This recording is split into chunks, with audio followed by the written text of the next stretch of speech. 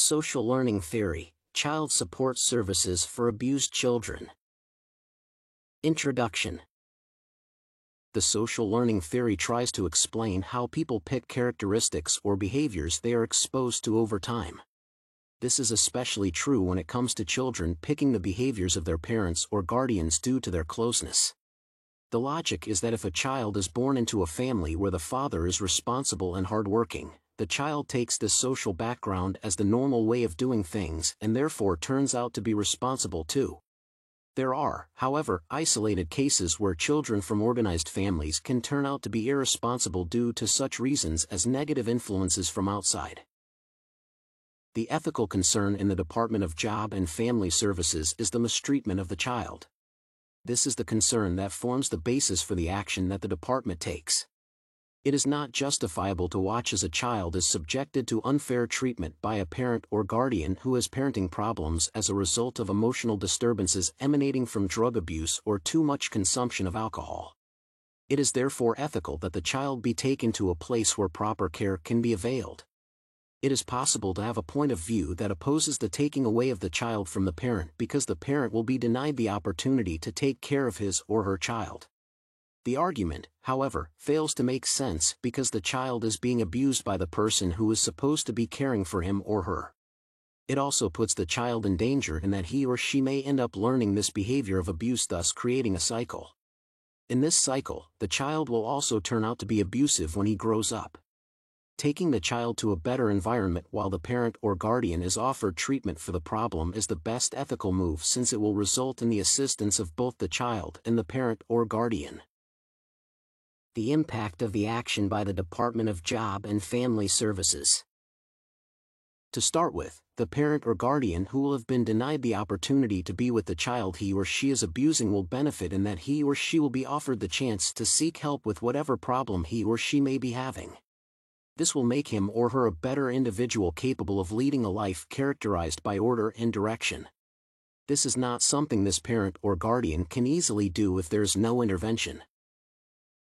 Secondly, the vicious cycle of violence or abuse characterized by transmission from parent to child through social learning will have been broken.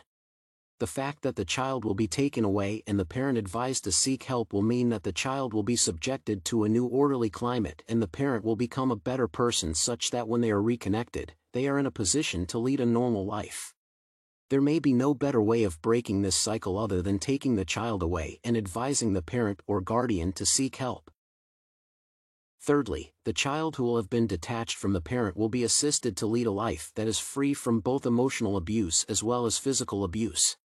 This is obvious in that the parent will no longer be in a position to reach the child and inflict any form of abuse on him or her.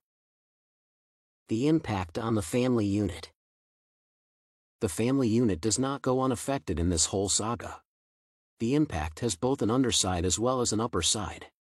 What does the family stand to benefit from the action taken by the Department of Job and Family Services? First, the family will have benefited through the protection given to the child. It is possible that the abuse inflicted on the child by the parent or guardian would have led to the total destruction of the life of the child. But the fact that the child has been taken away to a place where he or she will have a normal life that is free from any form of abuse will give the child a chance to lead a successful life. In this manner, the life of the child is salvaged and in turn, the life of the family is affected positively through the help of the child, who is a member of the family. Leaving the above aside, the parent or guardian who will be required to seek help for the problems that may have made them abuse the child will be able to get back to the right path after getting treatment or rehabilitation. Thus, this parent or guardian will stand a better chance of not only taking care of the other members of the family but taking care of themselves. This is directly attached to the well-being of the family. What about the negative side of the move? The move is negative in that it leads to the separation of family members. The parent or guardian will not have a chance of being close to the child and this will affect the growth and development of the child. It is obvious that the child will recognize the unusual happenings in his or her life and that as other children will be spending time with their parents, he or she will be under the care of a party that is not the parent. This can be a source of confusion and emotional distress for the child. But it is worth it in that the child will be safe from abuse. Did the Department of Job and Family Services apply the social learning theory properly? The social learning theory simply asserts that people are able to pick aspects of behavior by witnessing what is happening around them. This means that it is possible for the child of a parent who is abusive to later become abusive and aggressive. Therefore, the application of the social learning theory by the Department of Job and Family Services is appropriate. The only area where there may be a discrepancy is when a child is brought up in an abusive family and grows to hate abuse. This is, however, not a common phenomenon. Conclusion. In conclusion, it is evident that the social learning theory is at play in this case. The action recommended by the Department of Job and Family Services is helpful to both the parent and the child and is therefore morally sound.